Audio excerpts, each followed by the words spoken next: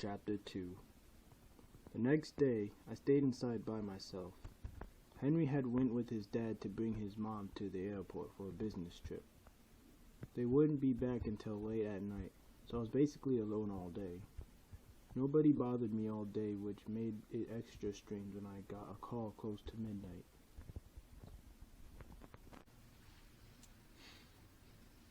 I was in the basement laying down when my phone started ringing. I didn't see a number associated with the caller, but I decided to answer it anyways. There was a lot of static noise, but I thought I could hear someone trying to speak in the background. The static sound ended abruptly, and I finally could hear a man counting down briefly, only saying 5, 4, before stopping. A long beep followed, so I hung up the phone. I went to turn on a lamp to brighten up the dim-lighted area.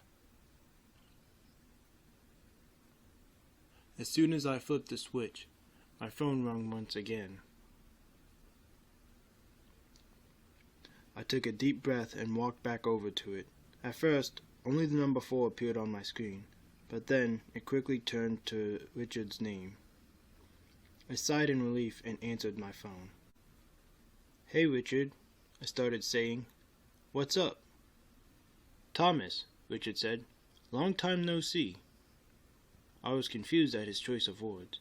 He made it seem like we haven't spoken to each other in weeks. "I see you've been working on your chemicals today." "Yeah, I usually work on them So I got some important news." He sounded like he was proud of something. "What is it?" "There's a big storm coming in 4 days." "What? Are you sure?" "Positive. There hasn't been a storm in this town for years, and I didn't hear anything about a storm coming on the news. What makes you think one would just show up out of nowhere?" "I don't think one is coming. I know one is coming." "That's ridiculous." "Just wait and see. Oh yeah, what's up with that house?" "What house?" "You know, the one that has the stuff in it. It looks shady in the day and shines at night." "What are you talking about?" I'm sorry, Thomas. I have to go." "I'll see you in the afterlife." Richard hung up the phone. I slowly put my phone down. My hands were shaking as I did. Richard was always making jokes, but it was a little unusual for him to make a joke like this, at least for this time of year. As soon as I left the basement, I started feeling calm again, but also tired. I headed up to my room and went to bed. The next morning I woke up at 8 o'clock. I wasn't very hungry, so I decided to skip breakfast.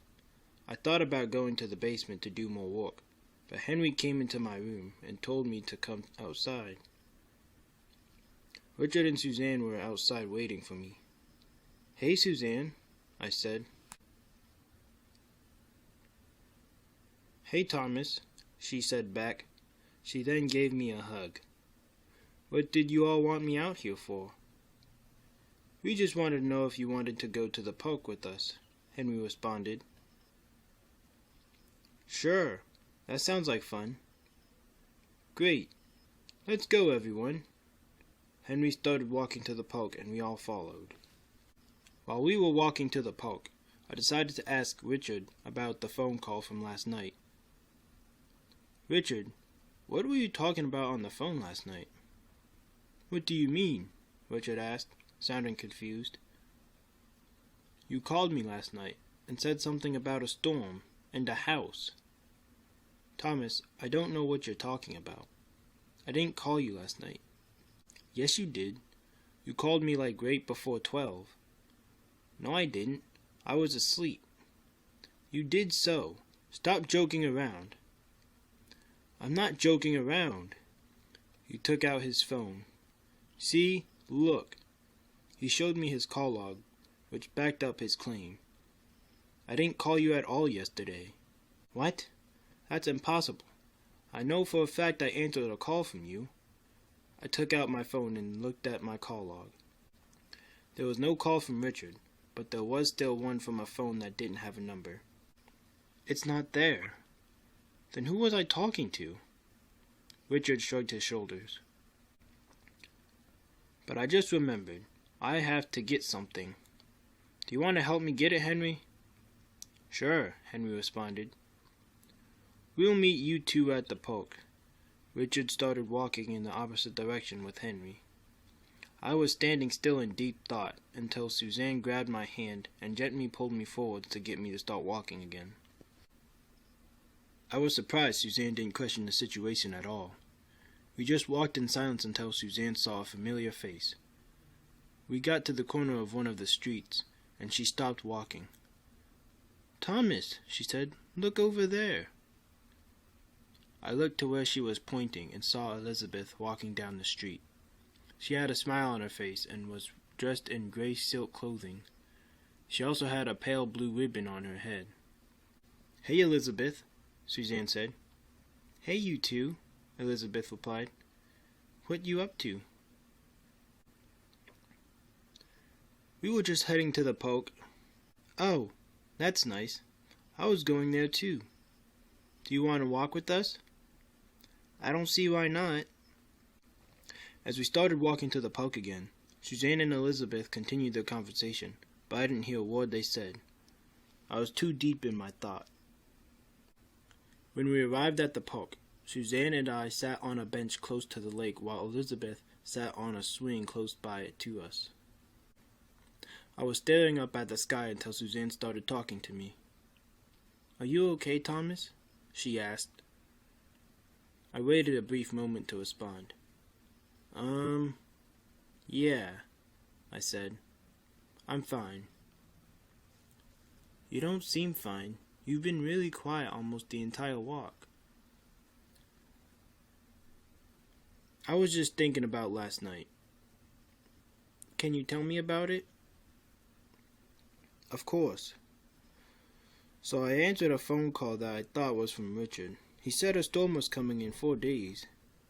He also briefly brought up something about a house, but didn't specify which house he was talking about. I thought he was joking like always, but since he said he never called me, I'm trying to figure out who did, and why my phone said it was Richard. Oh, that is a little strange, but you could have been hallucinating. You really think so? Well, yeah. Maybe you were working too hard, and some of the fumes from your chemicals made your head all screwy. I chuckled a little. Well, I don't really have any chemicals that would do that to me just laying around, but I guess it's always a possibility. Suzanne gave me a smile. It also could have been a dream. Some dreams can feel super real. She gave me a hug. Just don't think too much about it. Try to relax. She stood up from the bench and walked over to Elizabeth, who was talking to someone else. I started looking around the park, trying to forget about last night. That's when I realized there were less people in the park than usual. Normally there would be about a dozen people here, but right now there were only 3 people, not including me, Suzanne, or Elizabeth. I was about to head over to where Suzanne and Elizabeth were, but Richard and Henry showed up. They were carrying some kind of long bendy tube. They placed it on the ground nearby the playground, and a mat too. I walked over to them.